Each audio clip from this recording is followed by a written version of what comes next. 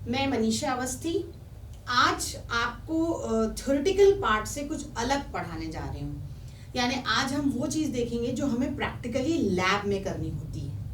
अब because of Covid आप देख रहे हैं बच्चे स्कूल नहीं जा पा रहे हैं, लेकिन प्रैक्टिकली जब तक बच्चे उस चीज़ को करेंगे नहीं, उस चीज़ को समझेंगे नहीं, उनका प्रैक्टिकल हैंड हमेशा वीक रहेगा। और जो बच्चे आगे कॉलेज में जब प्रैक्टिकल लैब जाएंगे तो they will suffer a lot. So what I tried is कि हम कुछ एक्सपेरिमेंट वीडियो फॉर्म में पढ़ते हैं, देखते हैं, सो दैट जैसे ही आप अपने लेबोरेटरी में जाएंगे, जब कभी जाएंगे, आपको at least procedure and how to do the experiment बहुत क्लियर होना चाहिए। देखिए, अब अगर मान लीजिए आपके प्रैक्टिकल एग्जाम डायरेक्ट होते हैं तो आपको ये वीडियो हेल्पफुल हो सकता है, क्योंकि मैं आपको अपैरेटस दिखाऊंगी। यहाँ अपैरेटस दिखा करके मैं आपको पूरा प्रोसीजर एक्सप्लेन करूंगी जो लैब में एक टीचर करता है। देन आफ्टर आपके पास वाइवा डिस्कशन करूंगी कि क्या क्या क्वेश्चन वाइवा में आ सकते हैं। और बहुत अच्छी बात यह है 12th में कि जो भी टॉपिक प्रैक्टिकल में है वो आपको थ्योरी में भी पढ़ना होता है और एक क्वेश्चन उससे रिलेटेड जरूर आपका एग्जाम में आता है। तो आज जो मैं एक पहला प्रैक्टिकल आपको कराने जा रही हूँ वो ऑप्टिक्स का है। 12th में ऑप्टिक्स का पहला प्रैक्टिकल जो है वो क्या है कि to plot the curve between angle of incidence, angle of incidence का मतलब आई, एंगल ऑफ डेविएशन जिसे हम डेल से डिनोट करते हैं, जिसे कहते हैं I del curve, and to determine the refractive index of the material of prism. अब देखिए, आपने ऑप्टिक्स पढ़ रखा है, प्रिज्म का चैप्टर, तो जो चीजें आपको बहुत बेसिक पता होना चाहिए वो सबसे पहले आपकी थ्योरी बनती है। एक तो एग्जाम में लिखते कैसे हैं, सबसे पहले आपको एम लिखना है, इसके बाद लिखना है कि apparatus required। तो दूसरी चीज हमें लिखनी पड़ती है that is apparatus required। तो क्या क्या रिक्वायर्ड होता है? सबसे पहले एक प्रिज्म, ये ग्लास प्रिज्म है जो आपको रिक्वायर्ड है, ठीक है, ये आपको लैब में मिलेगा। ये साइज में कभी कभी किसी लैब में थोड़ा छोटा भी हो सकता है, ठीक है। तो सबसे पहले आप apparatus required में लिखेंगे ग्लास प्रिज्म। आपको एक कार्डबोर्ड दिया जाएगा, स्कूल में एक कार्डबोर्ड दिया जाएगा जिस पर आप व्हाइट शीट, जो आपकी व्हाइट शीट होती है उसे आप पिन अप करते हैं। आपकी व्हाइट शीट को आपको इसमें पिन करना है और उसके लिए आपको इस तरीके से पिन प्रोवाइड होती है। तो देखिए, जो जो मैं यूज कर रही हूँ वही आपका apparatus रिक्वायर्ड है। कभी भी कोई चीज आपको बाय हार्ट नहीं करनी पड़ती, otherwise you should come to know कि जो जो हमने यूज किया वो apparatus रिक्वायर्ड है। तो क्या क्या यूज किया हमने? एक प्रिज्म यूज किया, कार्डबोर्ड यूज किया, व्हाइट पेपर या व्हाइट शीट कह सकते हैं आप, और अलोंग विद दैट आपको कुछ ऑल पिन यूज आएंगी। सिंपल। तो आपका apparatus रिक्वायर्ड हो गया। अब मैंने कहा जो आपने पढ़ा हुआ है 12th में, आपका अगर टॉपिक कंप्लीट है ऑप्टिक्स में प्रिज्म का, तो आपने पढ़ा क्या है? आपने ये देखा है कि एंगल ऑफ इंसिडेंस जब हम बढ़ाते हैं तो एंगल ऑफ डेविएशन आपका धीरे धीरे डिक्रीज होता है।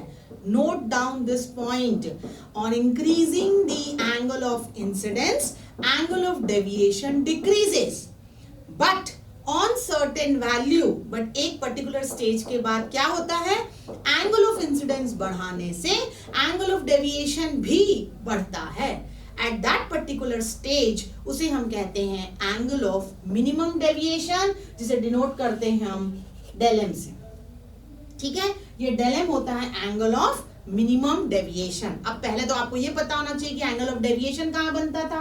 तो आपको याद होगा कि पहले आपको एक प्रिज्म बनाया गया हुआ है, आपकी रे ऑफ लाइट जो आती है वो इंसिडेंट रे ऑफ लाइट होती है। आप यहाँ एक नॉर्मल प्लॉट करते हैं, यहाँ बताते हैं एंगल ऑफ इंसिडेंस। लाइट कायदे से सीधी जानी चाहिए लेकिन जाती नहीं है, क्या हो जाती है? ग्लास के अंदर रिफ्रैक्ट हो जाती है, और बाद में जब उसने मीडियम फिर बदला तो इमर्ज आउट हो जाती है। ये दोनों पॉइंट में आप नॉर्मल ड्रॉ करते हैं। This is your angle of emergence E.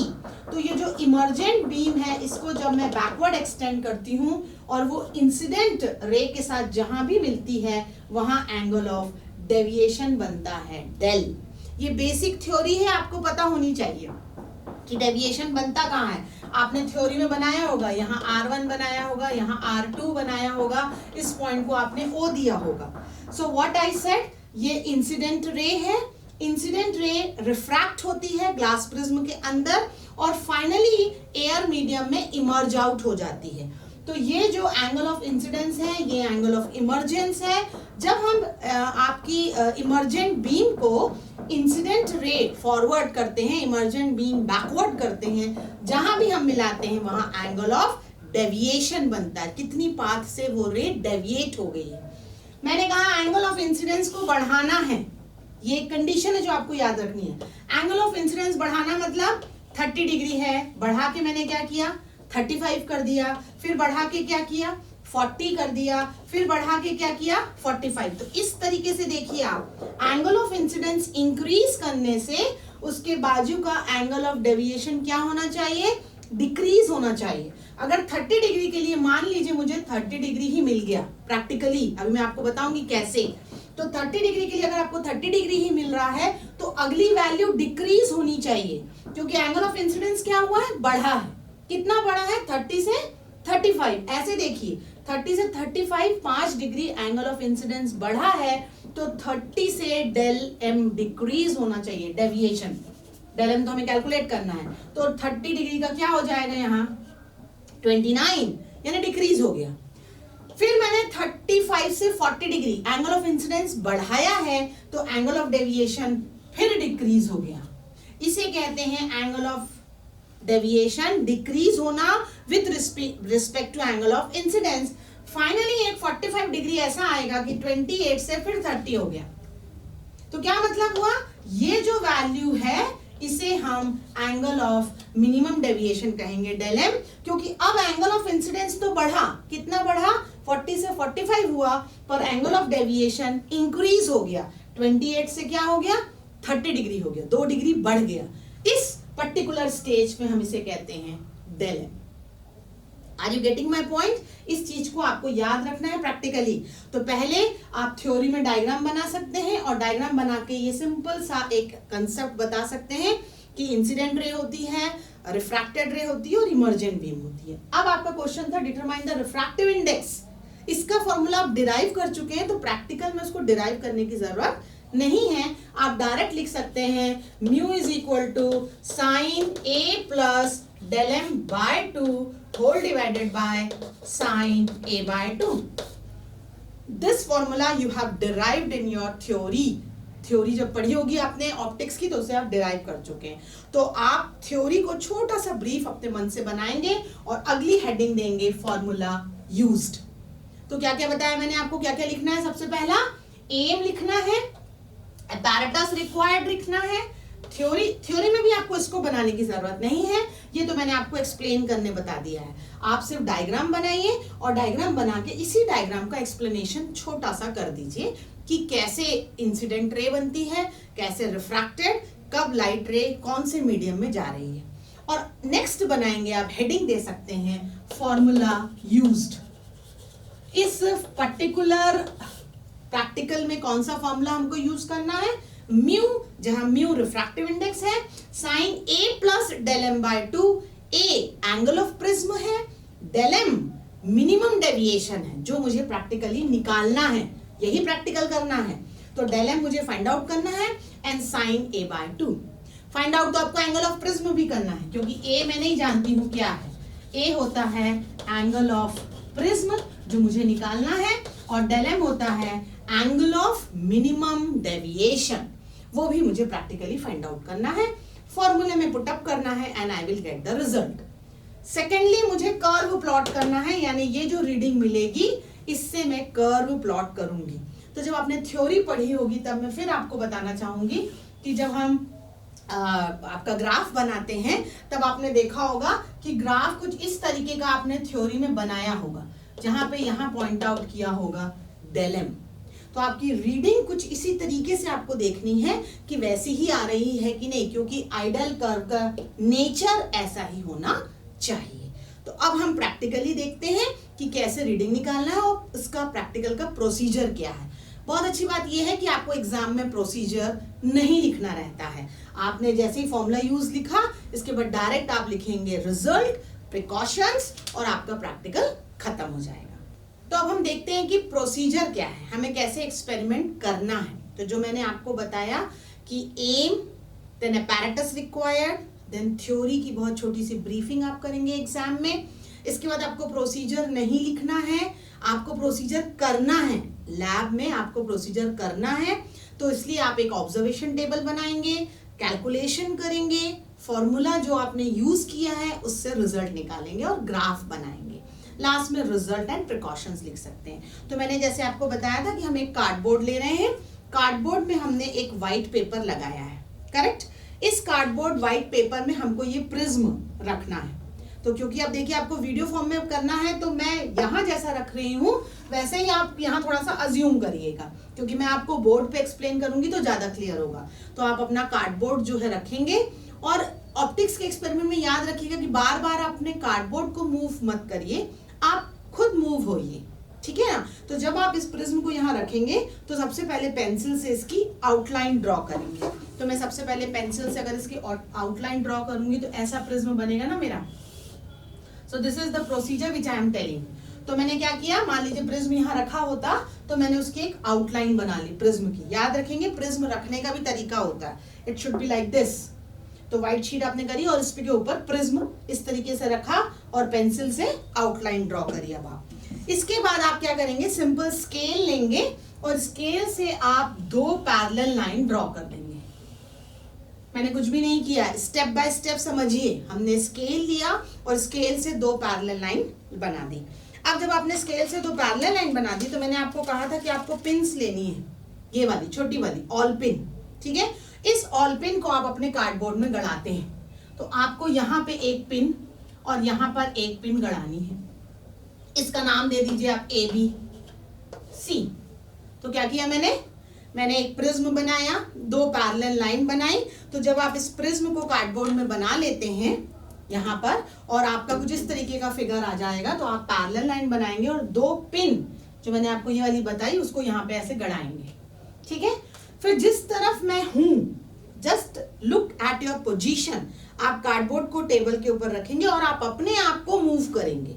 Don't move the cardboard, इस बात का ध्यान रखिएगा। कार्डबोर्ड को अपने कंफर्टेबिलिटी के हिसाब से नहीं हिलाना है। आपको प्रिज्म रखा हुआ है, क्योंकि आपका इस तरीके से प्रिज्म है, तो आप प्रिज्म के हिसाब से साइड आ जाइए। तो जैसे ही आप साइड में आएंगे आपको इसका इमेज दिखाई देगी प्रिज्म में। जैसे आपने 10th में ग्लास लैब किया होगा, तो जैसे ही मुझे ये इमेज दिखाई देती है मैं वहां एक पिन लगा देती हूँ। पिन कैसे लगाते हैं कि उधर वाली इमेज को ये वाली पिन कोइंसाइड करे, यानी आपस में लगे। तो एक पिन मेरी यहाँ पे गड़ी हुई है, इसको देखते हुए प्रिज्म के अंदर मैंने दूसरी पिन यहाँ गड़ा दी, करेक्ट।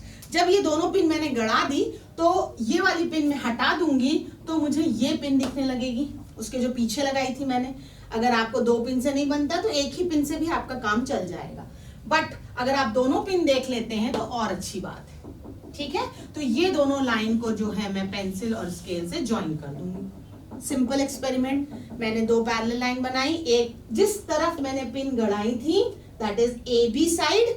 AB साइड खड़े होके मैंने देखा और मैंने 2 पिन की इमेज ले ली और उसको ज्वाइन कर दिया।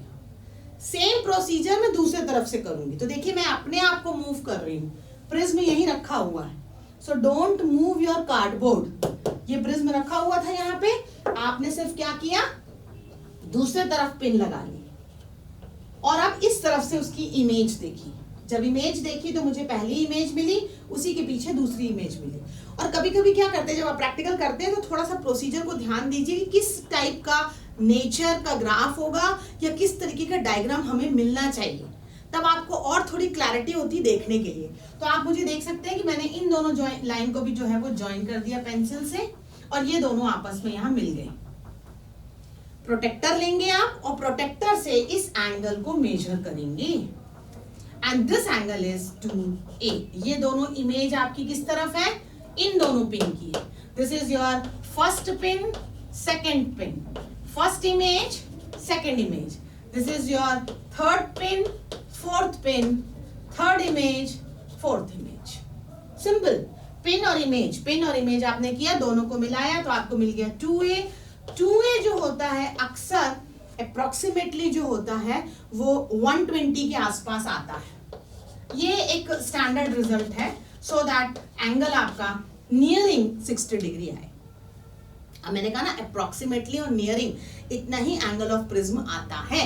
तो आप क्या करेंगे, जब प्रोटेक्टर से इसको मेजर करेंगे तब आपको थोड़ा सा आइडिया हो जाएगा कि अगर 119 आ रहा है या 121 आ रहा है तो अप्रॉक्स आप 120 कर लेंगे और आपका रिजल्ट सही है। प्रैक्टिकली जब आप करते हैं तो बहुत परफेक्शन नहीं आता है, इसलिए हम कहते हैं एरर जो हमने 11th में पढ़ा है कि हम एक एक्सपेरिमेंट को 2 बार 3 बार करते हैं। तो एंगल ऑफ प्रिज्म को भी आप मिनिमम 2 बार या 3 बार करिए।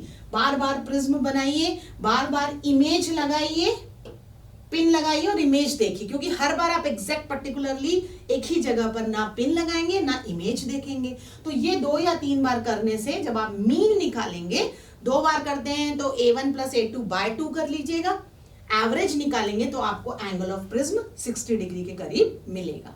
सो this is how you have to find angle of prism. और 60 डिग्री के आसपास आने से आपको फायदा भी क्या होता है, क्योंकि हमारे फॉर्मूले में है sin A + del m/2 whole divided by sin A/2। A/2 है तो अगर 60/2 करते हैं तो 30 डिग्री होगा और sin 30 की वैल्यू आपको मालूम है, हाफ होती है।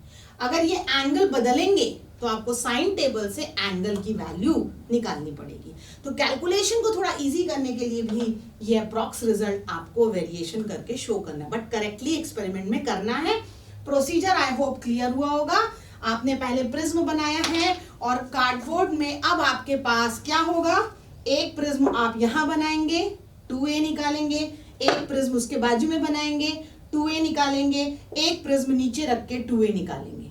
जब 3 बार आप कर लेंगे तो आपको हर बार क्या मिल रहा है, 2A मिल रहा है। उसका मीन निकालेंगे, 2A का मीन निकालेंगे और उसके बाद A निकालेंगे।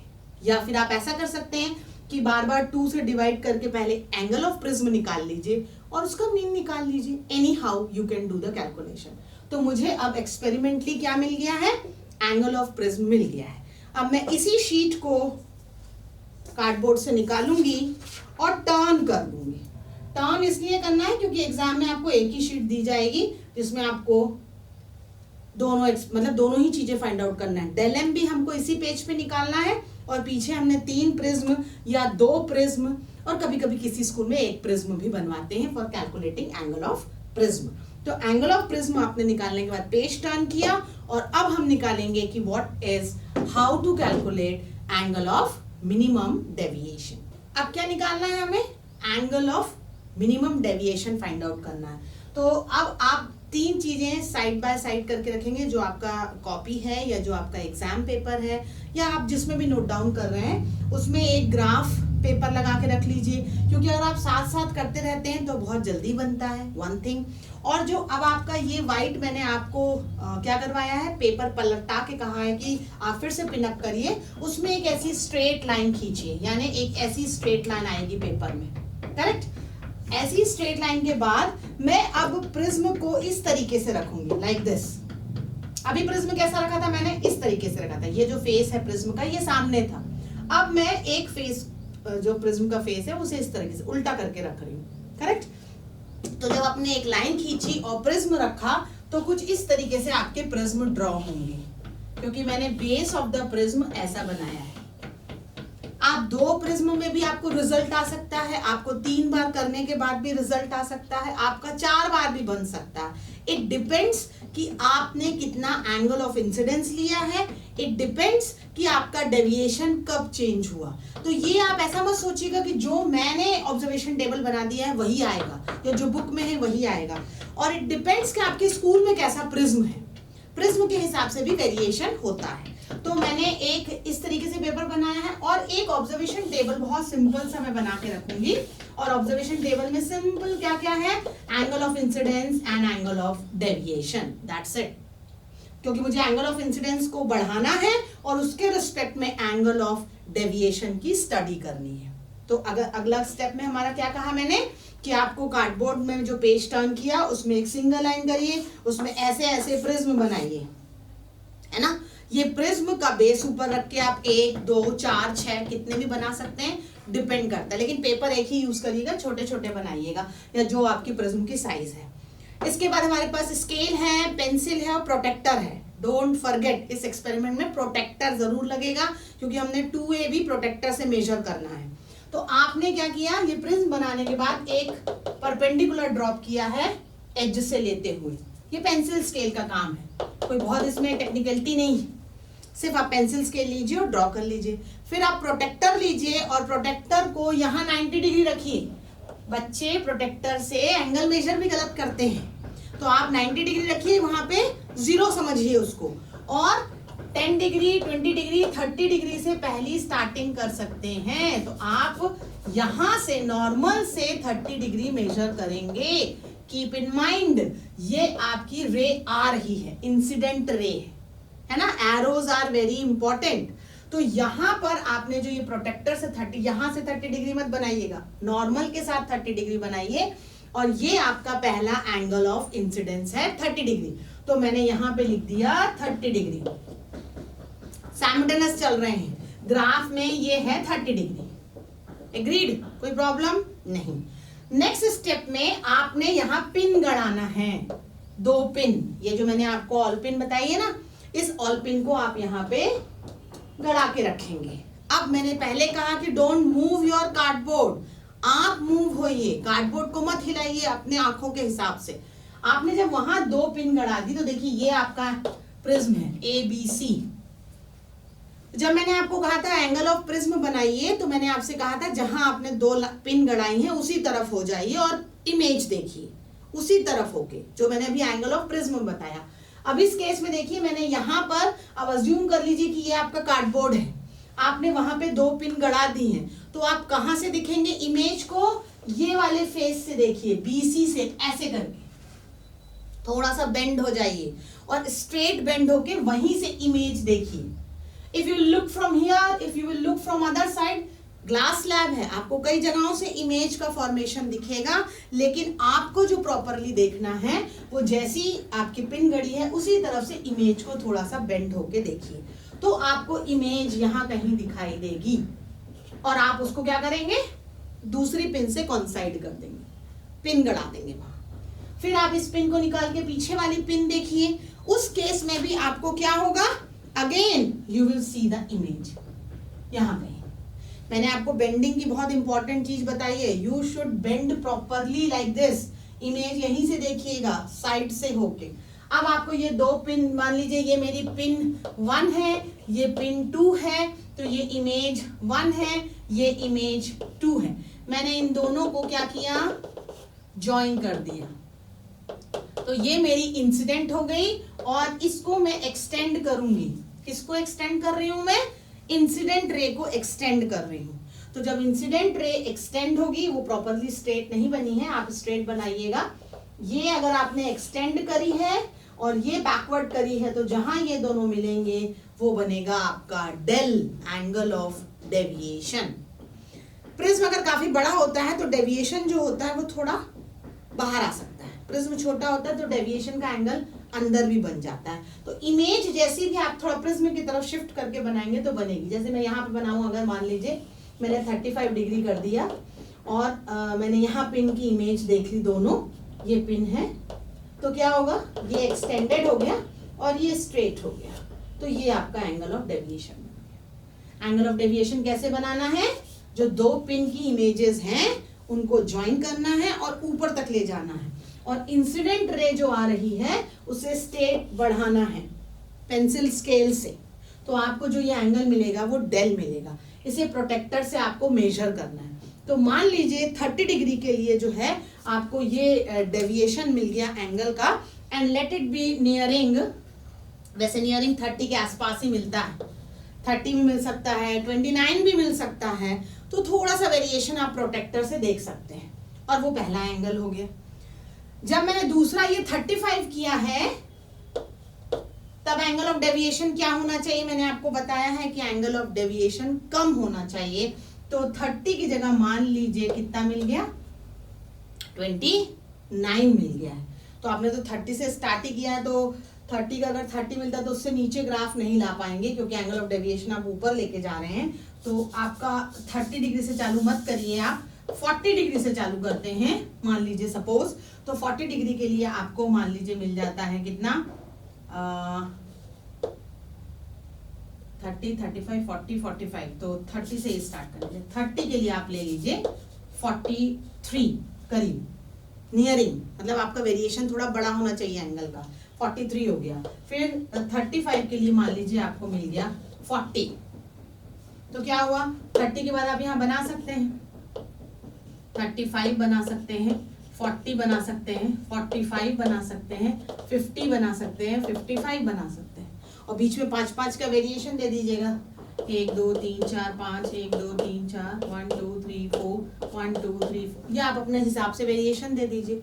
तो जैसे मैंने कहा कि 30 के लिए 43 है, तो ये 43 यहीं हो जाएगा। This is your 40, this is your 43।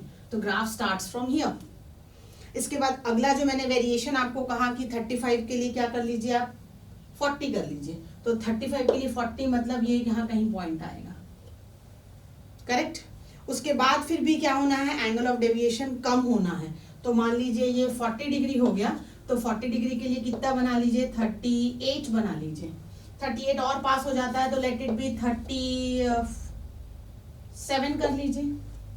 तो आपने 37 यहाँ कहीं बना लिया और नीचे आ गया। एंड देन 45 के लिए आपका अचानक शो कर दीजिए इंक्रीमेंट। क्या किया आपने 40 से 45 के लिए 37 से 40 हो गया, यानी बढ़ गया। तो 45 में आपका अचानक जो हो गया 40 हो गया। तो this is your nature of curve and this is your 40 degree में जो 37 डिग्री आया है, this is your del M.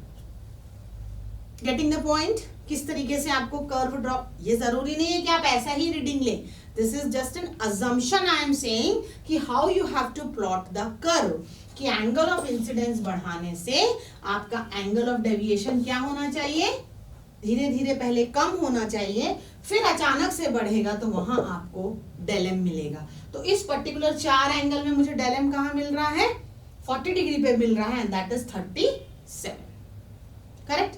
अब यहाँ पे आपको क्या करना है, आई लेना है, इमेज सॉरी पिन गड़ाना है, दूसरी तरफ इमेज बनाना है, डेल कैलकुलेट करना है। ग्राफ की रीडिंग उसी हिसाब से लीजिएगा। जैसा भी मैंने इसके पहले क्या ले ली थी 29 ले ली थी, तो 29 कहाँ बनाती मैं ऊपर आप डिक्रीज थोड़ा कर सकते, आपको बढ़ाते हुए लेना है। तो एंगल का वेरिएशन उसी से, और जरूरी नहीं है कि आप 30 डिग्री से स्टार्ट करें, आप 40 से चालू कर सकते हैं, 45 से चालू कर सकते हैं। It's all up to you because you are doing the practical. तो याद रखना है आपको कि प्रैक्टिकल की जो रीडिंग है वो कैसी आएगी, so that you should have the proper this scale for plotting the curve. आपको कर्व बनाना है आइडल। अब ये प्रोसीजर आप चाहें तो 2 बार में ला सकते हैं, चाहे जैसे मैंने यहाँ 1 2 3 4, तो आपको 4 बार प्रिज्म बनाना पड़ेगा। और ये आखिरी प्रिज्म कितने एंगल का होगा 45 डिग्री का होगा, जहां मुझे डेल की वैल्यू कितनी मिली होगी 40 डिग्री मिलेगी। और ये वाली जो रीडिंग है ये 40 डिग्री के लिए होगी, जहां मुझे डेल की वैल्यू 37 मिली होगी। तो इसका मतलब कितने प्रिज्म बनाए मैंने 4 में थर्ड प्रिज्म में मुझे डेल एम मिल गया।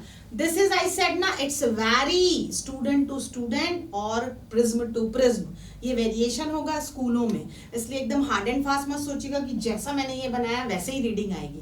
ये आपको करके देखना है, यही आपका प्रैक्टिकल है। जब आपने ये कैलकुलेट कर लिया तो अब आप लिखेंगे कि what are the precautions and how you will do the calculation. तो ऑब्जर्वेशन टेबल बनाना है, ग्राफ बनाना है, इस व्हाइट पेपर को आपको उसको अटैच करके अपने स्कूल में जमा करना है। इस ग्राफ में स्केल जरूर लिखा करिए, क्योंकि आपने एक्स एक्सिस में क्या लिया है और वाई एक्सिस में क्या लिया है। This is very important. Graph तभी कंप्लीट होता है जब आप एक्स और वाई का बताएंगे कि आपने स्केल क्या कंसिडर किया है। सो हमने दोनों के प्रोसीजर देख लिए कि हमें एंगल ऑफ प्रिज्म कैसे निकालना है और एंगल ऑफ मिनिमम डेविएशन कैसे निकालना है। कैलकुलेशन पार्ट जो होगा उसमें आप करेंगे sine A plus del m by 2 by sine A by 2। इसमें साइन टेबल देखना जरूर सीख लीजिएगा, क्योंकि कैलकुलेटर अलाउ नहीं है। आपने कहा 60 डिग्री एंगल ऑफ प्रिज्म था, ए डेल एम मैंने जो अभी एक रफली आपको बताया 37, तो आपने 60 प्लस 37 बाय 2 करना है, तो यू विल गेट नियरिंग 48.5। उसकी साइन की वैल्यू याद होनी चाहिए, और नीचे साइन 30 है। कैलकुलेट करेंगे तो आपको क्या मिल जाएगा, refractive index of the prism. Standard value जो होती है रिफ्रैक्टिव इंडेक्स की 1.5 के आसपास होती है, यानी रिजल्ट उसी के आसपास आपका आएगा, क्योंकि error is definitely there, errorless तो करेंगे नहीं आप काम। तो जो भी रीडिंग आती है वो किसके आसपास आनी चाहिए, 1.5 की नियर, 1.3, 1.2, 1, 1.4, 1.5, 1.501, एनीथिंग नियरिंग वो रीडिंग आ रही है, यानी आपने सही प्रोसीजर ऑप्ट किया है। ग्राफ प्लॉट करना है। प्रिकॉशंस, प्रिकॉशन लास्ट में क्या लिखना है, the prism should be very clean, आप साफ करिए। पैरेलैक्स एरर, पैरेलैक्स एरर आपने 11th में पढ़ा हुआ है कि जब भी आपकी ऑब्जेक्ट पिन होती है और आप इमेज देखते हैं तो ऑब्जेक्ट और इमेज को ठीक से कॉन्साइड करनी चाहिए। अगर प्रॉपर कॉन्साइड नहीं होती है तो उसमें एरर होता है, करेक्ट। और वही गलतियां बच्चे करते हैं, उनको इमेज नहीं दिखती है। तो आप जब भी लैब जाएं इस तरीके से जरूर प्रैक्टिस करें, क्योंकि अगर आपके पास प्रोसीजर है तो अब आप अपना लैब वर्क बहुत जल्दी कर सकते हैं। तो वीडियो से आप प्रोसीजर दिमाग में रखिए और जाके लैब में सीधा काम करिए। कई बार आप ग्रुप में खड़े होते हैं तो इंडिविजुअली आपको प्रोसीजर पता नहीं होता है। और लिखने का आपको मैंने क्या क्या बताया है, फर्स्ट पॉइंट मैंने बताया है कि write the aim of the experiment, second बताया है apparatus रिक्वायर्ड, थर्ड बताया है मैंने आपको थ्योरी लिखिए या प्रिंसिपल लिखिए जो भी नीडेड है along with द डायग्राम। तो डायग्राम आपका हो भी सकता है या नहीं तो फिर सर्किट डायग्राम हो जाता है, डिपेंड करता है कि आप कौन सा एक्सपेरिमेंट कर रहे हैं। फिर फिफ्थ, आपने प्रोसीजर लिखना नहीं है एग्जाम में, आपको सिर्फ प्रोसीजर आना है कि करते कैसे हैं, क्योंकि वो वाइवा के समय आपसे पूछा जा सकता है। फिर मैंने कहा कि ऑब्जर्वेशन टेबल बनाइएगा, ऑब्जर्वेशन टेबल बना करके आप कैलकुलेशन कर सकते हैं और ये कोशिश करिएगा कि आप पेंसिल से करें। ऑब्जर्वेशन टेबल और कैलकुलेशन पेंसिल से करने से क्या फायदा होता है कि अगर कुछ गलतियां हो रही हैं तो आप बाद में मिटा सकते हैं, तो डोंट डू विथ पेन। इसके बाद अगर ग्राफ है देन प्लॉट द ग्राफ, और ऑप्टिक्स के तो इस एक्सपेरिमेंट में ग्राफ पेपर भी रहेगा और व्हाइट शीट भी रहेगी, उसको आपको स्टेपल करना पड़ेगा। तो इसमें ग्राफ भी है, व्हाइट शीट भी है। कैलकुलेशन करने के बाद आप इसमें रिजल्ट लिखेंगे और लास्ट लिखेंगे प्रिकॉशन। प्रिकॉशन में जैसे मैंने कहा कि पिन जो होती है वो टाइटली फिक्स होना चाहिए कार्डबोर्ड में, कार्डबोर्ड को आप बार बार हिलाइए मत, प्रिज्म को साफ नीट एंड क्लीन रखिए, पैरेलैक्स एरर का ध्यान दीजिए, कैलकुलेशन सही करिएगा, और आइडल कर्व जो है स्मूथ आना चाहिए, क्लियरली दिखना चाहिए कि ऊपर से नीचे आया फिर नीचे आया और फिर बढ़ा, भले एक ही रीडिंग बढ़ी पर स्मूथ आइडल कर्व आपको ड्रॉ करना है। और हाँ, बहुत इंपॉर्टेंट चीज, 30 डिग्री से कम का एंगल मत लीजिएगा। पहला एंगल ऑफ इंसिडेंस जो आप स्टार्ट करते हैं it should not less than 30 degree. पहले प्रिज्म में आप एंगल 30 से ज्यादा रखिए, 30 से कम मत करिए। पेंसिल शुड बी शार्प, सबसे इंपॉर्टेंट चीज पेंसिल लेके आना है। बच्चे आजकल पेंसिल और इरेजर और कटर तो रखते ही नहीं है, तो pencil should be with you, it should be your pencil, one of the precaution, पड़ोसी से मांगना नहीं है। तो आई होप स्टूडेंट आपको ये आज का प्रैक्टिकल ऑप्टिक्स का प्रिज्म का क्लियर हुआ होगा। अगर आपको अच्छा लग रहा है तो आप कमेंट सेक्शन में मेंशन कर दीजिए और मैं आपको पूरे 12th के एक्सपेरिमेंट और 11th के एक्सपेरिमेंट इसी तरीके से वीडियो में सेंड करूंगी। Thank you.